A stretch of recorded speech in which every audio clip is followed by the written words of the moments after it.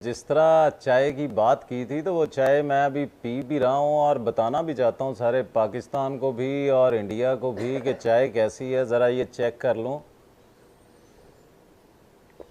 वाकई चाय जो है ना वो वाकई फंटास्टिक है। ये जो गीदड़ भभकियां लगाने वाले सोशल मीडिया के ऊपर आपने देखे होंगे कि वो तो पाकिस्तान के अंदर भी दाखिल हो गए, वो फौजें भी आ गई। हमारे जो जिस तरह ये अकलियती भाई मेरे साथ बैठे हैं, सरदार साहब दे होंदे क्रिश्चियन कम्युनिटी के होते हुए या हिंदू कम्युनिटी के होते हुए और पाकिस्तानी कम्युनिटी के होते हुए, एक दफ़ा आके दिखाना है आपने।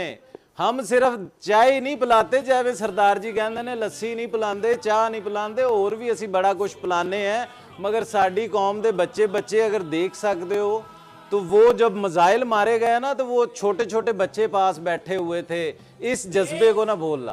तो ना इसी जज्बे को लेके चलते नाजरीन के चश्मे सालार को आईना दिखा सकता हूँ, चश्मे सालार को आईना दिखा सकता हूँ, वक्त पड़ने पर मैं तलवार उठा सकता हूँ। ये अलग बात है कि मैं छोड़ चुका कूजागरी, तेरे जैसे तो मैं मिट्टी के बना सकता हूँ।